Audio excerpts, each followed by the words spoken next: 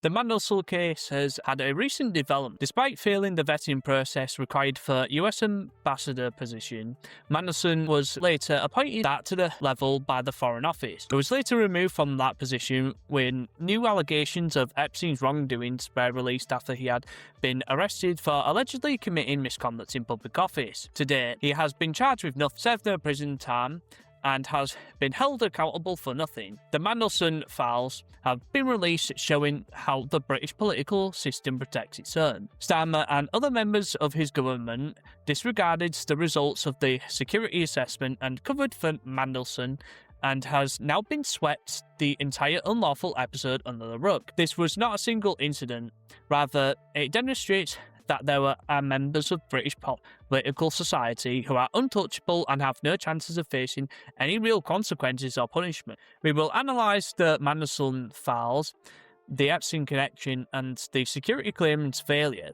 and why people like Mandelson who continue to get away without facing any consequences.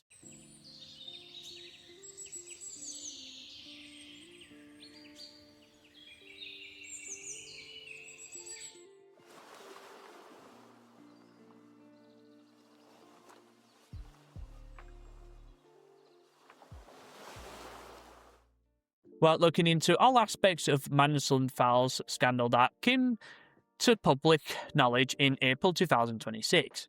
This includes the release of the documents regarding the appointment of Mandelson as ambassador to the US, the issues related to his vetting, his connections with Jeffrey Epstein, a police arrest that led nowhere, and the way the establishment closed ranks and protected him from consequences. This story illustrates how the same network of people that run Britain will ensure that no one is truly held accountable, regardless of how serious the issues appear.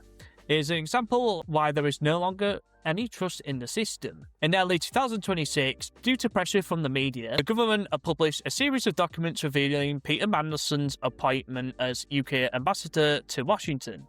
The record showed that the UK Security Vetting, UKSV, recommended that he not received full security clearance. Serious reservations were put forward concerning Mandelson's extensive lobbying activity, business links with China, and long-standing connection to Jeffrey Epstein.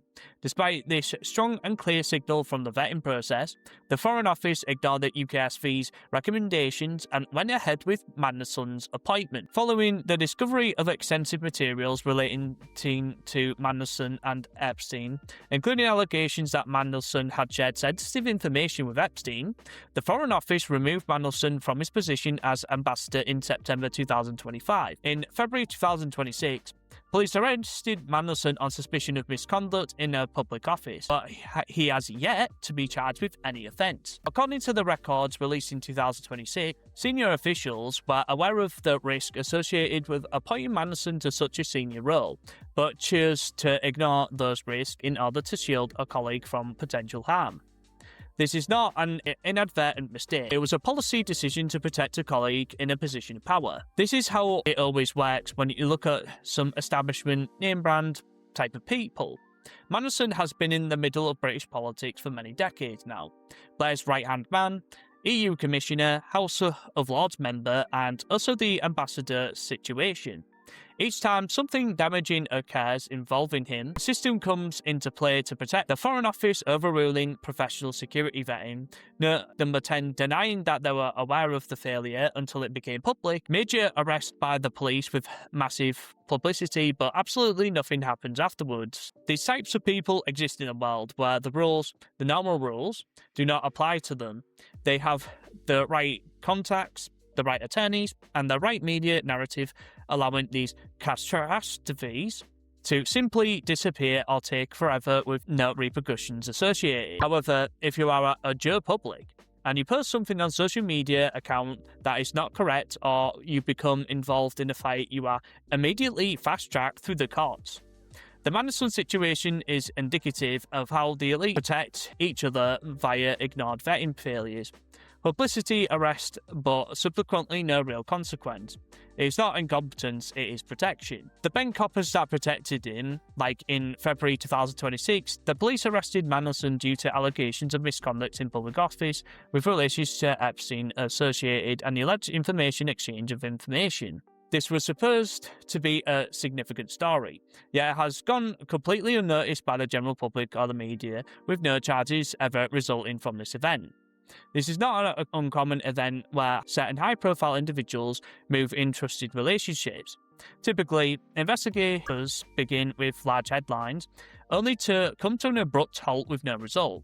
At every level of establishment, law enforcement, civil service, individuals who connected at any level of society, however, the discrepancies in the law show an enormous underbelly of misconduct and lack of accountability. The Mandelson files document evidence that individuals at various levels of government were aware of potential misconduct yet chose to ignore it, advanced through the process anyway. The cause of public outrage is all of the same people who create rules for reporters or journalists, never seem to have any results unto themselves. So now guys, hopefully you enjoyed this video about me talking about the Mandelson files, or we'll just call them in this case. And obviously this was to do with what happened with him sharing state secrets and basically how he got found out. And obviously he's been removed from his position now, but again, like I said, he is basically just protected. And obviously that with to do with Epstein, and obviously to do with the Jewish elites, where basically he was just being like protected by them because he sold state secrets, and obviously that would buy him into a position. So even if no matter how much trouble he got into, he just would be privileged. And this was kind of covered like with, I think, David Clues, who basically did talk about this, where he said that a lot of these people are just protected by Jewish elites, which is true. And because of this, what's ended up happening now is when someone like with Mandelson, is obviously like very creepy, there's videos and even, well, not videos per se, but also images with him with Epstein. And again, it's just even more privileged, like especially when I was reading Crime Bodge and to do with how the court system works in the UK. A lot of the court is like very complicated, but I think it's kind of done on purpose. This is why when you look at some of the things, for example, when I was reading the book, where basically there's this thing called judicial review, and they have like a high and low success rate, and in this case the judicial review has very low success rate. But imagine if you had very expensive lawyers, like for example, like with, I guess, with social media influencers. If you look at someone like with Clavicular, and obviously this isn't the same case with Mandelson, but it's always a case of them having like really good lawyers, and especially with someone like with Aidan Ross, you might want to do an early life check on him. Basically what's ended up happening was that he always knows like very good lawyers, and he always has non-white people onto his streams. And it's always, no matter how many horrible things they do, like for example with Clavicular getting in his Cybertruck and almost running someone over, as I've covered in my Black Pill and Autism video, and yet there was no legal repercussions from that ever happening. But like I said, it's one rule for them and one rule for us. If I do something like that, there would be some legal consequences. And obviously I did speak with my co-creator Fjodor about this, to do with how self-defense laws work in the US. But I think even in this case, I think even with videographic evidence, that if this was the case, then obviously there would have been some like type of legal charge. And then again, with him being found with literally something that's illegal, with to do with crystal meth, and yet there was no consequences for even earning that. Now, obviously, he was using it for his own use, and obviously to do with the drug laws in America, depends on the state.